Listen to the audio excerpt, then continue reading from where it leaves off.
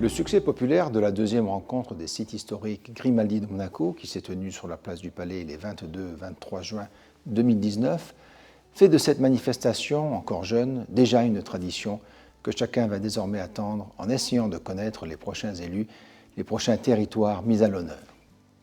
C'est le signe d'une éclatante réussite, fruit de la mobilisation de Monaco Interexpo et de nombreux acteurs monégasques, mais aussi de la volonté des collectivités invitées, que l'on appelle amicalement et sans nostalgie nos anciens fiefs, de mobiliser le meilleur de leur culture et de leur production. Dans le sillage des déplacements que j'effectue régulièrement dans ces régions historiquement liées à ma famille, j'avais originellement ce souci de mieux faire connaître par la convivialité ces pages d'histoire commune qui nous réunissent, ma famille, la principauté et ses sites. C'est désormais chose faite. Au cours de ce grand rassemblement prennent à la fois place les nourritures terrestres, les nourritures de l'esprit et du cœur, mais aussi le jeu et la connaissance historique à travers la grande fresque projetée le samedi soir sur la façade du palais, qui donne largement à voir, mais aussi à comprendre. Cette année, les territoires de l'ancien duché de Valentinois dans la Drôme, les pays de Matignon en Bretagne, nos voisins de Roquebrune-Cap-Martin et de Dolce-Acqua en Ligurie ont apporté tous les ingrédients de qualité et d'enthousiasme nécessaires pour relever ce défi. Bonjour Monaco, le nougat à Montélimar, le maire de Montélimar, Franck Gagné. Nous sommes venus en nombre.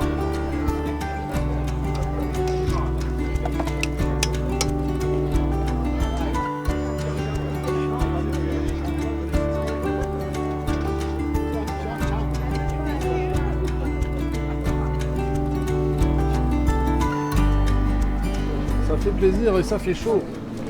On espère bien revenir. C'est exceptionnel, on est reçus comme des rois. Et voilà, très content de cet échange culturel, gastronomique. C'est formidable.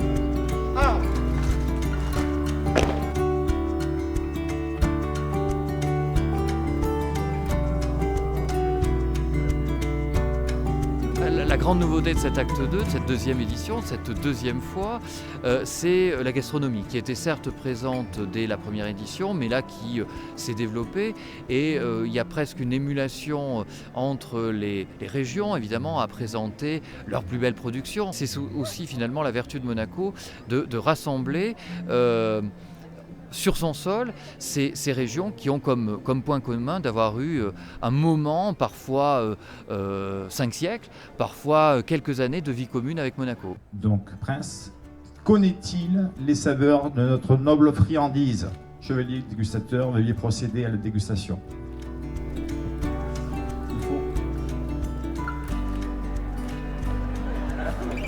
Je vous consacre chevalier dans l'ordre de la confrérie du Nougat par le miel, l'amande et la pistache. Que la douceur soit toujours avec vous. Bienvenue.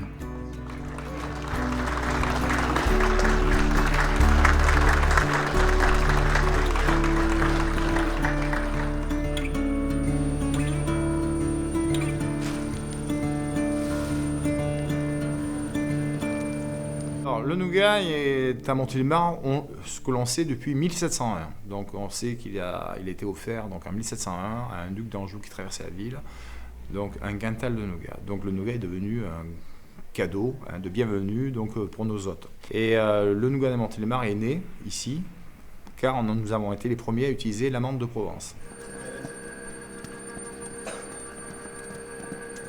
C'est une confiserie que l'on appelle un petit plaisir.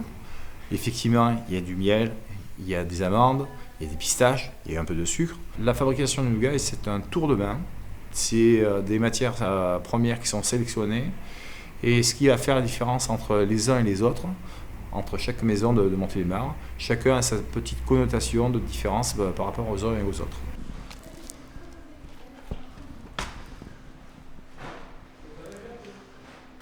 Après, c'est à consommer avec modération, mais c'est un produit qui donne toujours du plaisir à nos hôtes, à ceux à qui il va être offert.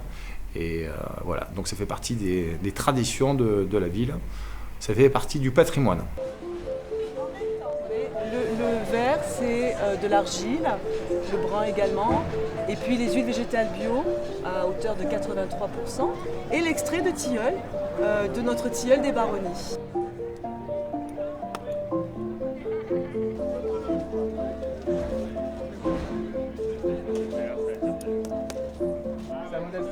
Oui, c'est un modèle spécial fait en exemplaire unique pour le prince. Voilà. Vous allez lui donner ? Oui, voilà, c'est un cadeau.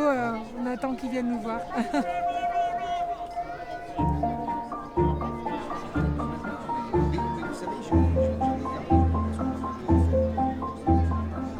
C'est un moment exceptionnel pour nous d'être sur le rocher dans la principauté. On a des liens historiques très forts, mais les traduire comme ça, alors Son Altesse nous avait fait le plaisir il y a quelques années de venir sur Buis-les-Baronnies, faire un retour et être présent ici, c'est extraordinaire, et puis ça permet de mettre en valeur notre territoire et tous ses trésors aussi, puisqu'on en a quelques-uns.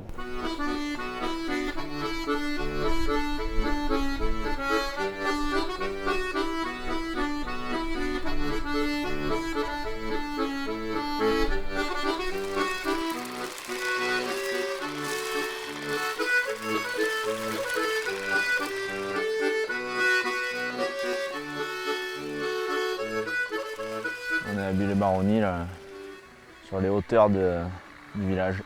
Aujourd'hui, on est en chantier de ramasse. Donc c'est une journée comme les autres, hein. On installe les filets, on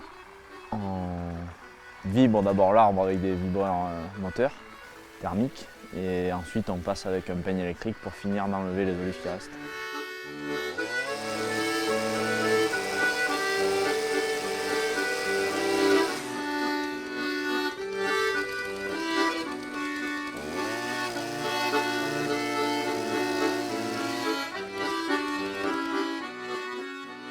Donc c'est une olive qui se ramasse décembre-janvier, il faut attendre qu'elles aient gelé.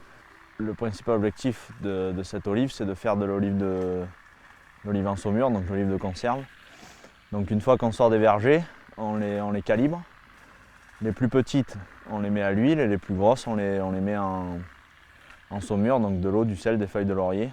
Et on les laisse patienter minimum 6 mois pour qu'elles soient prêtes. Tous les 3e dimanches de janvier, c'est la fête de l'olive à Buis-les-Baronnies. Buis-les-Baronnies, c'est une commune très oléicole, c'est-à-dire qu'il y a beaucoup de vergers d'oliviers. Donc la paroisse qui suit cette tradition, qui suit ce mouvement, et qui fait une messe pour bénir l'huile nouvelle.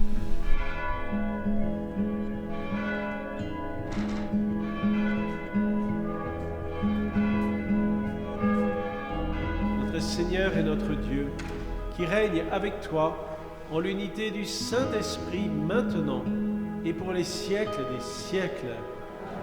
Le Seigneur soit avec vous. Que Dieu Tout-Puissant vous bénisse, le Père, le Fils et le Saint-Esprit.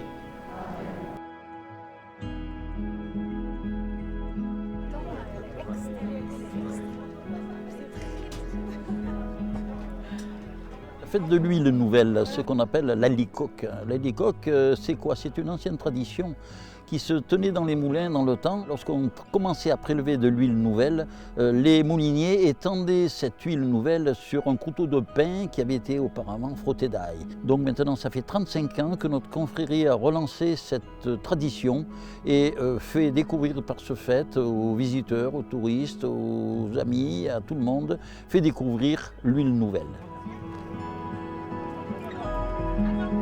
Si vous voulez goûter une olive piquée, on peut. Oui, après, aujourd'hui, c'est une façon de faire découvrir nos produits et surtout l'olive de nuance. Et on fait aussi déguster l'olive piquée. L'olive piquée, c'est une façon de manger l'olive de nuance. C'est une olive fraîche que l'on pique pendant la récolte, que l'on met au sel et en 10-15 jours, elle est prête à manger, elle est désamérisée et on garde beaucoup plus le goût fruité, le goût de l'olive quand c'est l'olive piquée plutôt que l'olive en saumure. Avant, c'était une exploitation qui était très orienté vers l'abricot. Et au fur et à mesure, mon grand-père a commencé à vouloir diversifier et mon père a continué ça. Donc maintenant, on a beaucoup d'oliviers et on a encore des abricots, des amandes.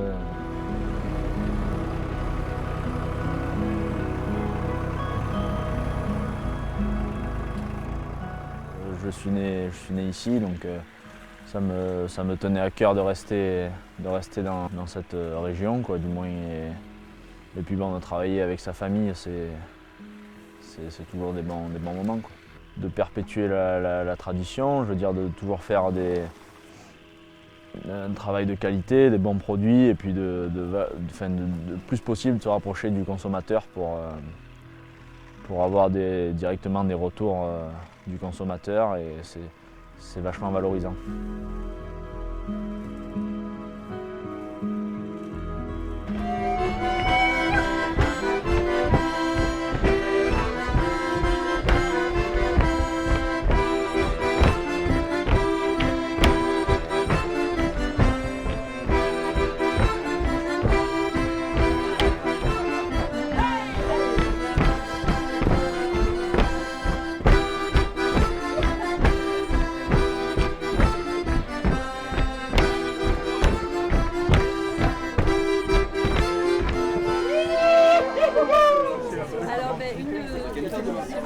Il y a une différence entre les deux par la taille?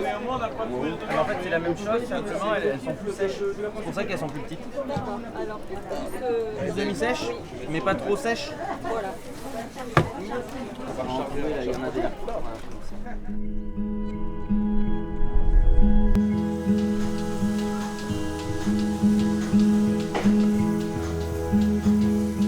Notre ferme, c'est une ferme en polyculture élevage, donc caprin, des chèvres.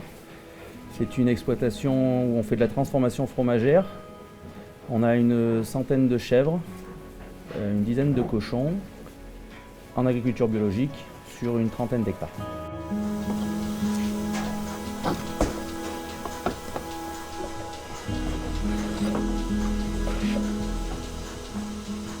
Quand on a fait la ferme, c'était une obligation, enfin un devoir d'être en bio. Voilà, parce que notre éthique nous l'exigeait. Voilà, c'est le respect des hommes, de la nature, de la terre. Et puis surtout, des générations et des générations de gens se sont nourris dans un modèle plutôt bio. Donc je ne vois pas pourquoi on n'y arriverait pas aujourd'hui.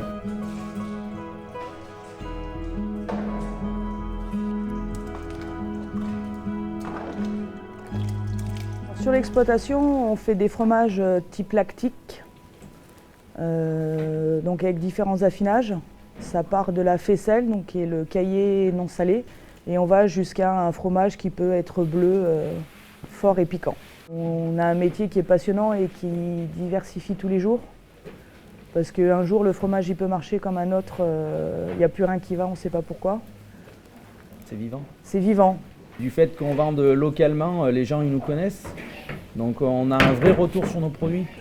Si un jour les tomes elles sont moins bonnes, et ben on aura un retour cash.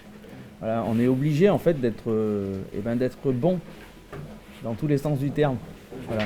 Et puis bon, on a fait aussi ce métier par choix. On aurait pu faire autre chose. Moi j'ai pas été contraint d'acheter cette ferme là. J'aurais pu faire un autre métier. Donc on le fait avec envie et avec passion, et donc du coup on a envie de le faire découvrir, et puis surtout on peut vraiment agir et faire changer certaines choses.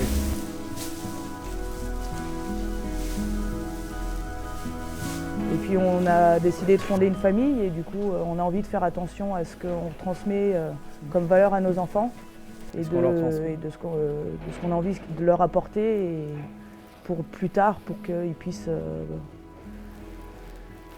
au moins s'épanouir aussi bien que nous.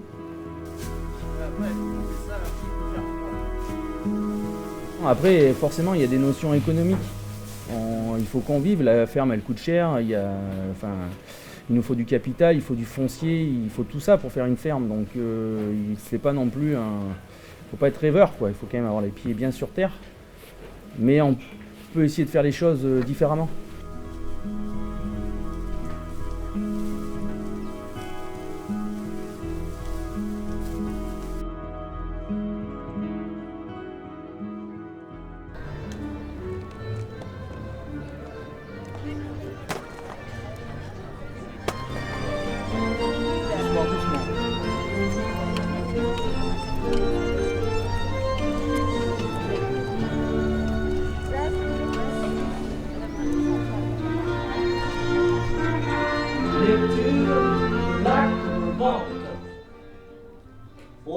Seigneur. Amen. L'an de la nativité du dit Seigneur, 1355, présent et acquérant, et prenant pour le dit Monseigneur Charles et ses héritiers, le château, ville et domaine de Roquebrune, avec ses habitants. Silence, Damelot. Les costumes que nous portons sont médiévaux, donc du Moyen-Âge. Et nous représentons la scénette de Roquebrune quand les Grimaldi, la principauté de Monaco, a acheté le comté de Roquebrune avec ses habitants. Voilà, en 1355. C'est de l'argile de Montelupo. Montelupo, c'est près de Florence. C'est une argile particulièrement très agréable. Bien plastique. Oui, bien plastique. Exactement.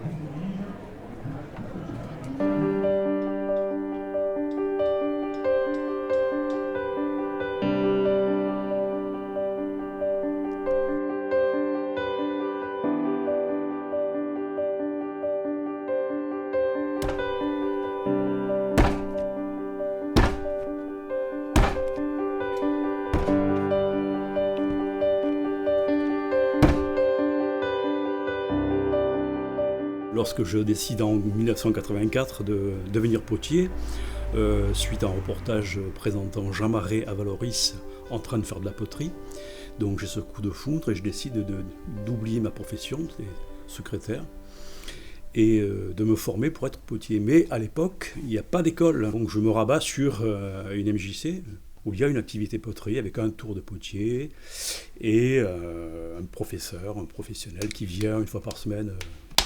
Donc la première étape consiste à centrer la terre. Tant qu'elle n'est pas centrée, on ne pourra pas commencer.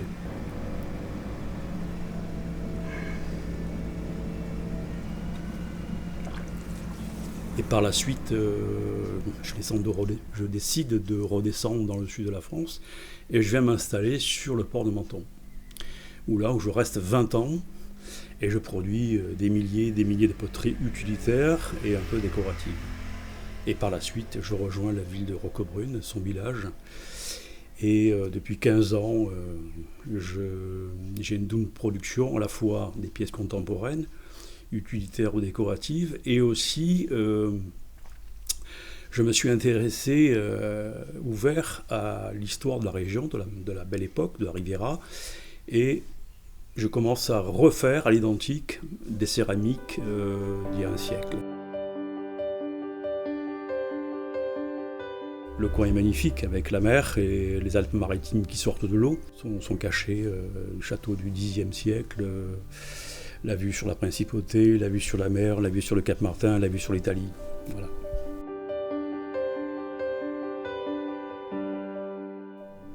C'était essentiellement un ouvrage militaire qui hébergeait des soldats, pas si nombreux que ça parce qu'ils ont été maximum 6, donc c'est une petite garnison mais qui était quand même efficace. Cette salle est intéressante parce qu'en fait on est à ciel ouvert. C'est une salle qui est intéressante dans la mesure où elle a subi beaucoup de transformations, notamment cette fenêtre à meneaux qui dans un château un ouvrage militaire n'a pas son sens. Au XVIe siècle, il y a Augustin Grimaldi, qui était donc dans la suite de la lignée des Grimaldi, qui a occupé le château et qui en a fait sa résidence d'été. Donc c'est le seul seigneur Grimaldi qui est vraiment occupé, habité le château. Et évidemment, il en a fait un petit peu des aménagements pour améliorer le confort, tout simplement. En 1848, les villes de Roquebrune et de Menton ont choisi de retenir le statut de ville libre et donc ont demandé l'assistance du royaume de Piémont-Sardaigne. Donc séparation de Roquebrune et de Menton de la principauté, jusqu'en 1861 où finalement, avec l'intervention aussi de Napoléon III, les communes de Menton et de Roquebrune deviennent françaises.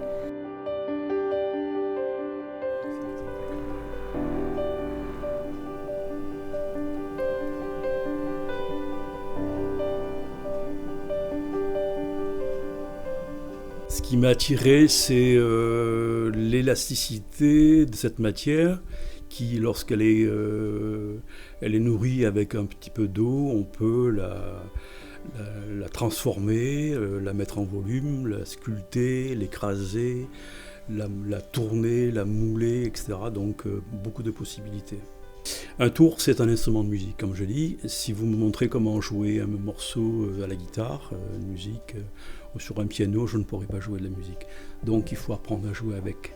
Apprendre les gestes, travailler, travailler, travailler, toujours se remettre en question.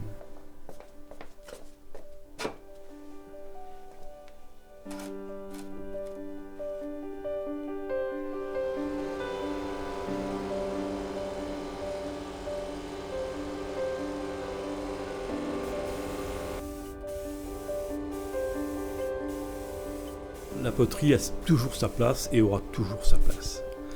Je vous invite à aller visiter les marchés des potiers, vous verrez beaucoup de créativité. Les années passent, les styles changent aussi, mais on a toujours envie de prendre en main une poterie. Une poterie, elle est faite pour être bien tenue, et parfois même pas, on peut dire aussi une poterie peut-être aussi caressée. Voilà. Merci.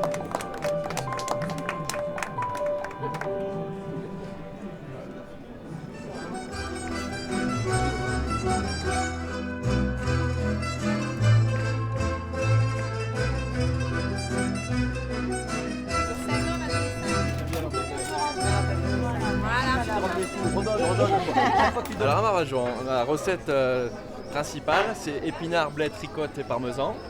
Et après on y ajoute quelques produits différents, quelques mets différents comme la daube, comme l'artichaut, comme la mortadelle et le jambon. Ça marche très bien, merci, oui. Ça plaît. Ça plaît toujours les barbajans. Toujours, à n'importe quel âge, du plus petit au plus grand.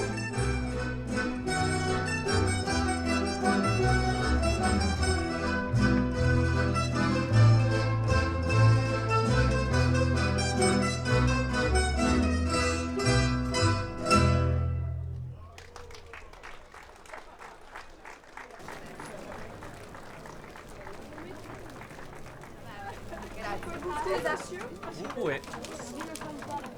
Certo, prego. Ok, dovremmo essere abbastanza... No.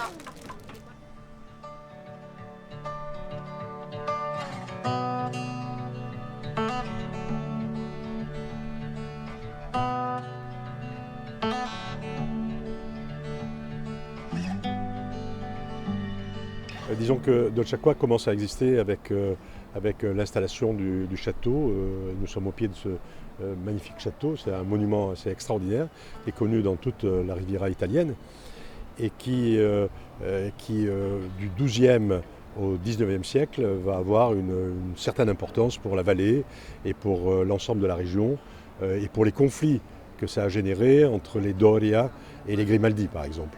Des lettres de noblesse ont été données également par Claude Monet, qui en 1883 découvre la Riviera avec son ami Renoir, et puis en 84 il revient tout seul, il découvre le pont et le château.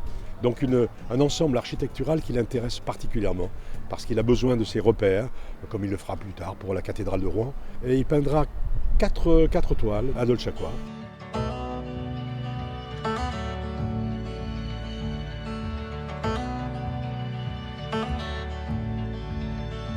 Et la toile qui est présentée en ce moment au château de Dolce Acqua est une œuvre faite in situ. Donc c'est la première fois que cette œuvre sort et qu'elle se retrouve là où Monet l'a créée 135 ans avant.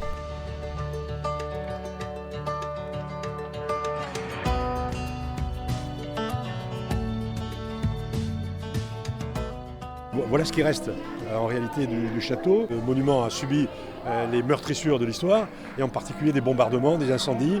Donc voilà ce qui reste en réalité du château. Mais dans l'imaginaire de chacun, des visiteurs, etc., un château c'est aussi un peu ça. Hein. c'est pas que Chambord, c'est pas que Chenonceau, c'est aussi ce genre de château médiéval. Nous sommes là dans la partie de la salle consacrée à l'histoire entre les Grimaldi et les Doria, et nous sommes peut-être à un moment culminant de cette histoire. Il s'agit du mariage de Francesca Grimaldi avec Luc Doria pour essayer d'établir une paix durable entre les partisans du pape et les partisans de l'empereur. Malheureusement, le fils de ce couple, Bartolomeo Doria, va tuer le souverain à Monaco, Lucien, dont la succession sera assurée par une branche de la famille qui est à l'époque, je crois, chanoine à Grasse.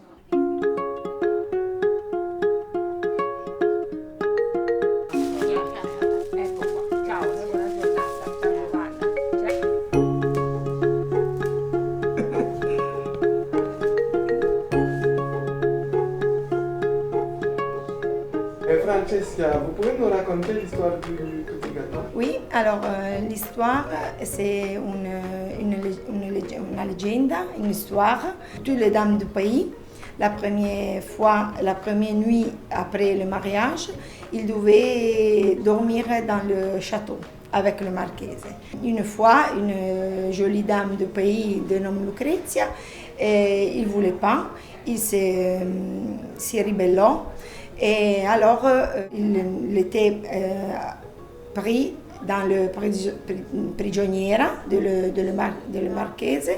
Et alors, les dames du pays, pour elle, inventarono ce petit gâteau, la michetta, che rappresenta la donna, quindi il simbolo femminile. E i ragazzi durante l'anno chiedono la michetta.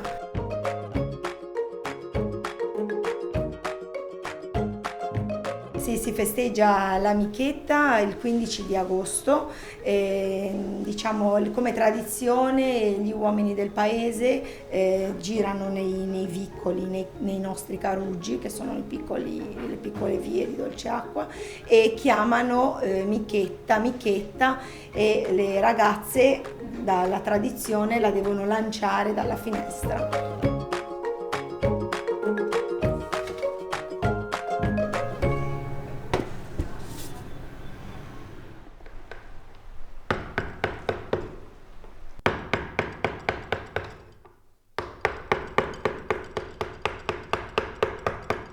Io sono di Torino e sono venuto qui 5 anni fa perché ho chiuso l'attività a Torino e ho iniziato la scultura perché lavoravo in una falegnameria, menuiserie.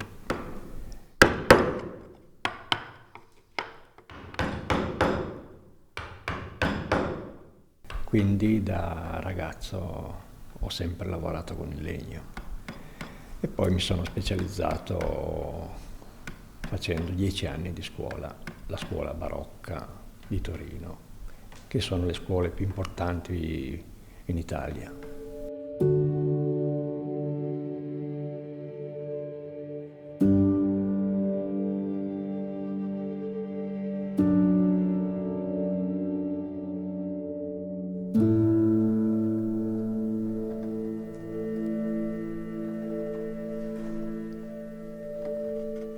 Questo lavoro qui ti dà modo di vivere la tua gioia interiore, la tua intimità, quello che sei tu, è cibo però per l'anima. Ed è bellissimo, bellissimo. Solo che chi non ha mai provato non si rende conto.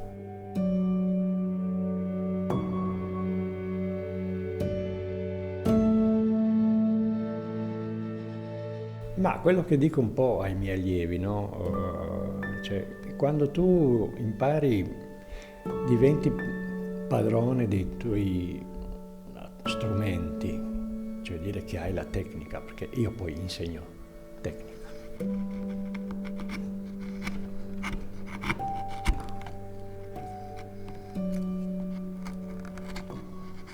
Il legno deve seguire delle regole. E sono quelle cose che tu impari nei primi lavori che fai. perché lo devi sempre prendere nel suo verso giusto.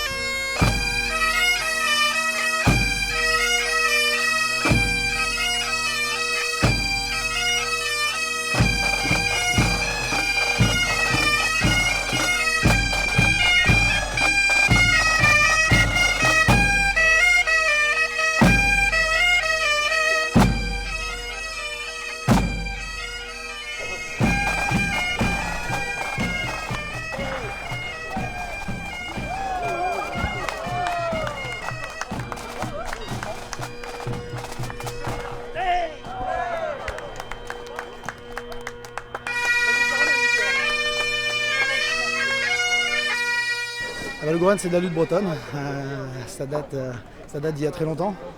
C'est un sport qui était pratiqué initialement par les paysans en fin de moisson qui à la fin des moissons se mesuraient entre eux pour se dégourdir un peu de la moisson et puis pour s'affronter. Et puis petit à petit ce sport a évolué en fédération. Si il y a 8 ans, quand on a créé le club de Matignon, on s'était dit qu'on allait lutter un jour au Palais de Monaco, je pense qu'on aurait été consulté et puis on aurait dit non c'est bon, on a un problème. Et 8 ans après on est là, c'est juste surréaliste pour nous, pour nos enfants et pour nous. Et donc un grand merci à tous ceux qui ont concouru à ça et qui nous ont permis de vivre ce moment, je pense, unique.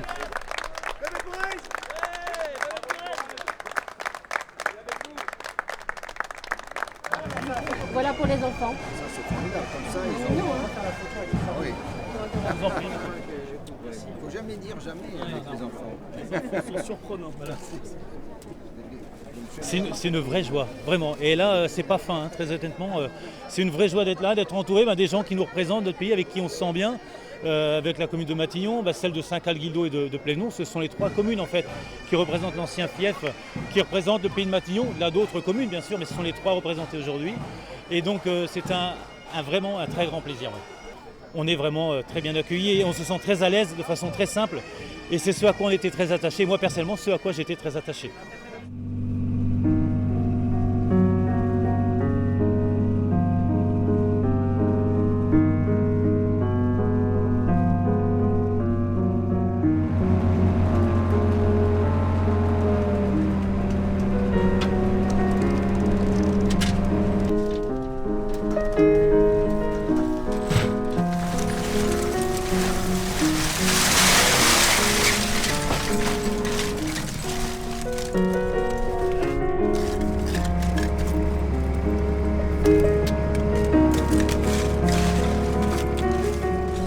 La pêche à Saint-Jacques, ça continue avec des dragues à coquilles, comme vous pouvez voir sur le pont du bateau.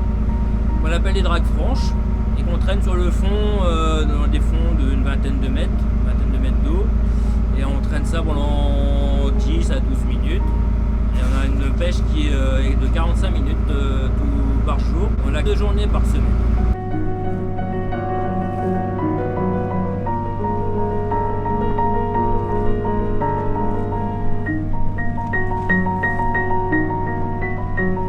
J'ai acheté le bateau que je patronne depuis maintenant, j'ai patronné ce bateau là pendant 2 ans et ensuite j'ai racheté le bateau suite à mon ancien propriétaire qui s'est mis en retraite, qui m'a revendu le bateau et j'ai engagé mon frère pour travailler avec moi et nous sommes à 2 à bord.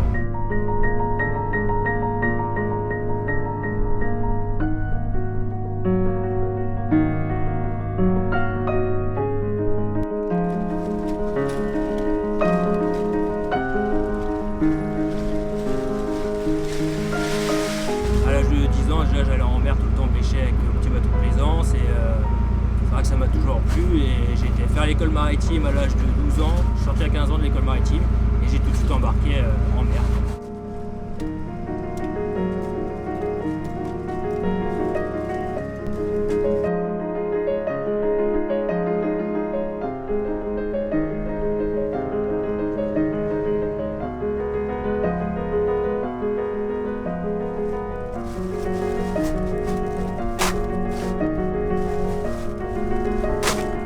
coquille Saint-Jacques dans la région, c'est la reine des sables, donc autant dire qu'elle a une importance particulière sur les professionnels de la restauration. Ça fait maintenant près de 20 ans que je suis installé dans les Côtes d'Armor, donc on s'est créé un réseau et lorsqu'on s'invite mutuellement, qu'est-ce qu'on fait? On se fait souvent des plats à base de coquille Saint-Jacques et pour être franc avec vous, au bout d'un moment, j'ai vraiment saturé. Donc quand je suis tombé dans le fumage il y a 10 ans, je me suis amusé à expérimenter également le salage et le fumage de la coquille. Voilà comment est venue l'arrivée de la Saint-Jacques fumée dans notre catalogue de produits.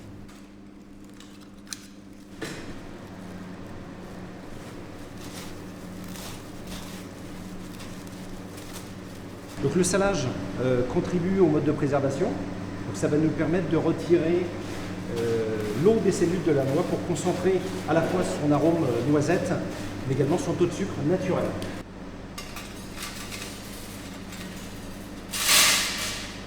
Là, ça a été plus de 2 ans d'expérimentation pour obtenir, enfin déjà sélectionner la bonne coquille Saint-Jacques et puis ensuite des temps de fumage. L'idée, c'était d'apporter un salage et un fumage, mais qui la valorise, non pas qui la dénature.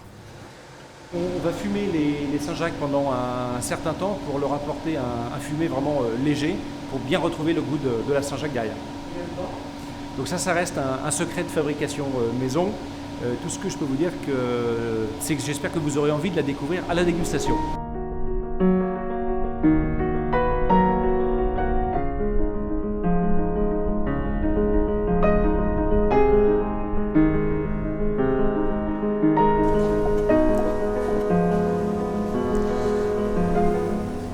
Il a fallu aller à la rencontre des chefs, leur expliquer comment je travaillais, pourquoi j'avais entrepris de la saler et de la fumer, mais surtout comment ils devaient la cuisiner. Je pense leur apporter aujourd'hui un produit novateur.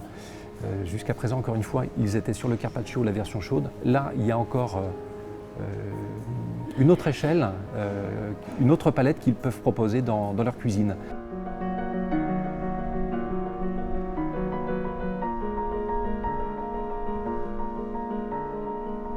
J'ai découvert la région, j'avais 16 ans.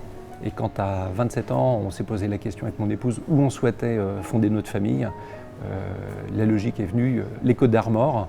À quel endroit? C'était Saint-Cal, le Guildo. Je ne suis plus angevin, mais je suis véritablement breton d'adoption. Je le revendique et pour rien au monde, on nous délogera de notre rocher. Ah, oui, mais nous, on a un petit rocher, nous.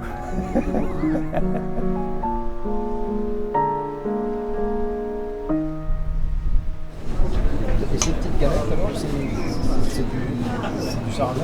C'est du sarrasin. Je vais vous proposer d'y goûter. C'est Pascal Godin, un ami artisan qui est installé à Lyon-sur-Rance. Génial, superbe échange avec le prince. D'abord hyper accessible, un échange hyper constructif, une dégustation à la clé, donc que du bonheur. Génial.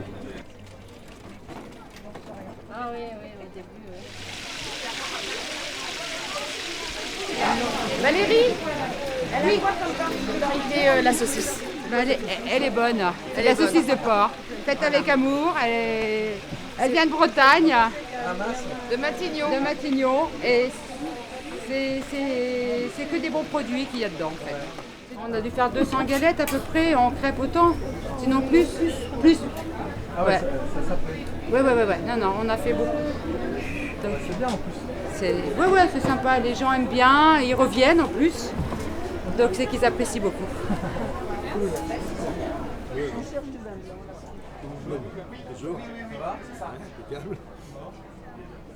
Dans ma gamme, c'est le cidre le plus sucré. C'est-à-dire que c'est le cidre qui est embouteillé le plus rapidement. Donc il reste naturellement plus sucré que ceux qui ont été embouteillés après, quoi. Ça va être un cidre de dessert. Ça va pas être le cidre des galettes ni des crêpes.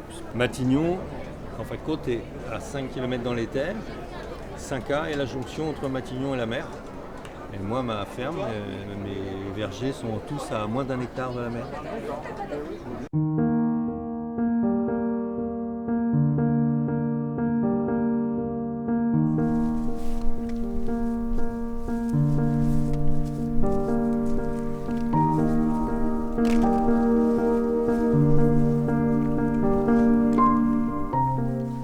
cidre, historiquement, c'est la boisson. C'est la boisson. C'est la boisson que les gens pouvaient se faire, qu'ils soient agriculteurs ou simplement ouvriers de ferme, qu'ils aient un lopin de terre, quelques pommiers. On se faisait la boisson. C'est la boisson qui va accompagner le repas au quotidien. Le pommier se plaît bien ici. Et le cidre est devenu une boisson, mais les consommations de cidre au début du XXe siècle étaient phénoménales. J'ai commencé à faire du cidre, j'avais 17 ans et demi, 18 ans, avec des copains, pour s'amuser. On faisait ça le week-end. Un week-end on ramassait, un week-end on pressait, un week-end on mettait en bouteille. J'ai fait mon parcours universitaire, je me suis vraiment plu à faire des études. Je suis devenu docteur en sciences. J'ai après bifurqué, je me suis occupé de la recherche et développement d'un grand groupe textile. Et puis un jour, j'ai eu une lassitude, voilà, ras-le-bol. J'ai eu envie de me prendre en main tout seul, d'être mon propre patron. Et le cidre est évidemment revenu très rapidement. Toute la baie de l'Arguenon, les Ébillins, tout ça c'est mon Cinca, Matignon, le Cafrel, tout ça c'est mon terrain de jeu depuis que je suis minot. Je l'ai fait en vélo, je l'ai fait en mobilette, je l'ai fait en voiture, je l'ai fait en bateau. Et voilà, j'ai toujours ressenti en venant ici un bien-être parce qu'en fait, il y a un côté nature qui est assez préservé. On n'a pas une côte qui est bétonnée.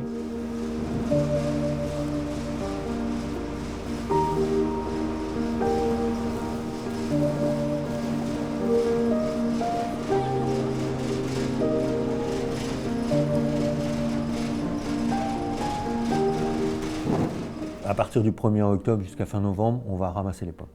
Et comme ça, pendant 2 mois, on va ramasser, presser, ramasser, presser. Après, au mois de décembre, là, je vais intervenir, ça va être mon travail de chai. Donc là, je vais tranquillement prendre mon temps, assembler, parce qu'en fait, mon cidre, c'est le mélange de 17 variétés de pommes, mais pas dans des proportions égales. Après, en fonction du cidre que je vais vouloir faire, si c'est du demi-sec ou si c'est un cidre très très sec, ou si c'est un brut, ou si c'est un cidre que je conseille pour cuisiner, là, on va parler de durée de fermentation. Ça va prendre 1, 2, 3, 4 mois, 6 mois. Et là, on va commencer à embouteiller les cidres. Donc moi, j'embouteille 1 fois par mois mes cidres. Et puis, pour que la maturation au niveau de l'effervescence soit totale, généralement, les cidres sont vendus après 3 semaines, 1 mois de stockage en bouteille.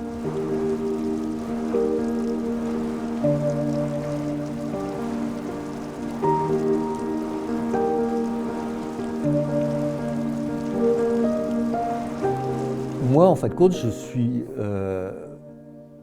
suis respectueux de cette boisson et donc du coup, je n'ai pas cherché à en faire quelque chose de différent. Donc, je me suis installé ici, j'ai fait le tour des variétés de pommes que j'avais dans les vergers à ma disposition et en fait, j'ai collé au cidre qui était fait dans la région pour qu'on puisse revenir à l'original, c'est-à-dire quelque chose qui va accompagner le repas, quoi.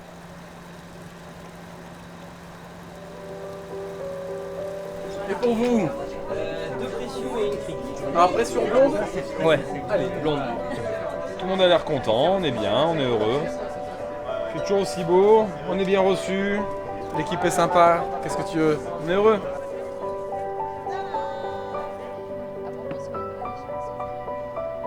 Je vais ressentir si tu veux.